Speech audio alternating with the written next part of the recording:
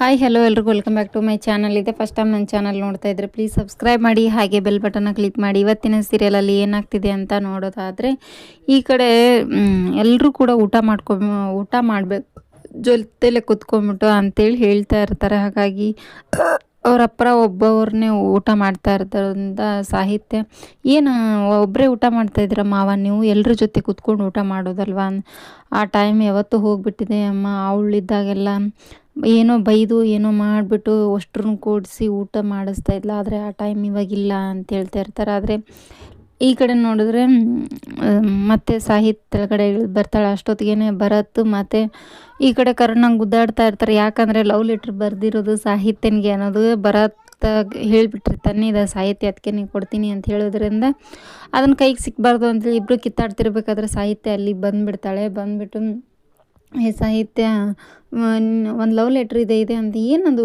ಏನಕ್ಕೆ ಇಬ್ಬರು ಗುದ್ದಾಡ್ತಾ ಇದ್ರಂತ ಕೈ ಮೇಲೆ ಬಿದ್ದುಬಿಡ್ತಾಳೆ. ಸಾಹಿತ್ಯ, ಕರ್ಣ ಮತ್ತು ರೊಮ್ಯಾಂಟಿಕ್ ಶುರುವಾಗುತ್ತೆ. ಅಷ್ಟೊತ್ತಿಗೆ ಮನೆಯವರು ಕೂಡ ಎಲ್ಲರೂ ಕೂಡ ಬರ್ತಾರೆ. ಅಲ್ಲಿಗೆ ಬಂದು ಆವಾಗ ಈ ಕಡೆ ಅರುಂಧತಿ ಬಾಗಿಲಲ್ಲಿ ನಿಂತ್ಕೊಂಡ್ಬಿಟ್ಟು ಎಲ್ಲವನ್ನು ನೋಡಿದ್ದು ಸಂತೋಷ ಭಾಳ ದಿನ ಇರೋಕ್ಕೆ ನಾ ಬಿಡಂಗಿಲ್ಲ ಅಂತ ಹೇಳ್ಬಿಟ್ಟು ಈ ಕಡೆ ಪಾಪಮ್ಮನಿಗೆ ಹೇಳ್ತಾ ಇರ್ತಾರೆ. ಅವ್ರ ಖುಷಿ ಏನಕ್ಕೆ ಹಾಳು ಮಾಡ್ತಿದ್ದೀಯ ಅಂತ ಕೇಳ್ತಾ ಇದೆಯಲ್ಲ, ದೀಪ ಎಷ್ಟೇ ಜೋರಾಗಿ ಉರಿದ್ರು ಅದನ್ನ ಆರ್ಸಕ್ಕಂತ ಒಂದು ಟೈಮ್ ಬಂದೇ ಬರುತ್ತೆ ಅಂತ ಹೇಳ್ಬಿಟ್ಟು ಹೇಳ್ತಾ ಇರ್ತಾಳೆ ಅರುಂಧತಿ. ನೋಡೋಣ ಏನು ಮಾಡ್ತಾಳೆ ಅಂತ. ಈ ಕಡೆ ನೋಡಿದ್ರೆ ಅವ್ರ ಅಪ್ಪನ ಕರ್ಕೊಂಡು ಮುಖಕ್ಕೆಲ್ಲ ಇದನ್ನ ಹಚ್ಚಿಬಿಟ್ಟಿರ್ತಾನೆ. ಸಾಹಿತ್ಯನಿಗೆ ಕೋತಿ ಥರ ಡಿಸೈನ್ ಮಾಡಿರ್ತಾನೆ.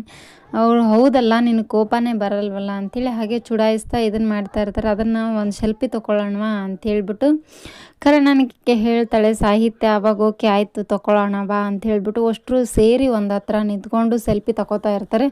ಆವಾಗ ಕರುಣ ಅವರಪ್ಪನ ಹೆಗಲ ಮೇಲೆ ಕೈ ಹಾಕಿದ್ದು ನೋಡಿ ಅವ್ರ ಅಪ್ಪನಿಗೆ ತುಂಬ ಖುಷಿ ಆಗಿಬಿಟ್ಟಿರುತ್ತೆ. ನನ್ನ ಮಗ ನನ್ನ ಜೊತೆ ಮಾತಾಡ್ತಾನೆ ಇರಲ್ಲ, ಆದರೂ ಕೂಡ ನನ್ನ ಹೆಗಲ ಮೇಲೆ ಕೈ ಹಾಕ್ಬಿಟ್ಟು ಎಷ್ಟು ಚೆನ್ನಾಗಿ ಸೆಲ್ಫಿ ತಗೋತಾ ಇದ್ದಾನೆ, ಇದೇ ಥರ ಯಾವಾಗಲೂ ಇದ್ದರೆ ಎಷ್ಟು ಚೆನ್ನಾಗಿರುತ್ತೆ ಅಂತ ಹೇಳ್ಬಿಟ್ಟು ಅವರಪ್ಪ ಹೇಳ್ತಾ ಇರ್ತಾನೆ. ಕರುಣ ಅವರಪ್ಪ ಅವ್ರಿಗೆ ತುಂಬ ಖುಷಿಯಾಗಿರುತ್ತೆ. ಸಾಹಿತ್ಯ ಕೂಡ ಅವರಿಬ್ಬರನ್ನೂ ಒಂದು ಮಾಡ್ಬೇಕಂತೇಳಿ ಖುಷಿಯಾಗಿರ್ತಾಳೆ. ಈ ಸಂತೋಷ ಯಾವಾಗಲೂ ಇದೇ ಥರಲಿ ಇರಲಿ ಅಂತ ನಾವು ಕೂಡ ಹಾರೈಸೋಣ. Thank you for watching, keep support, thank you, bye.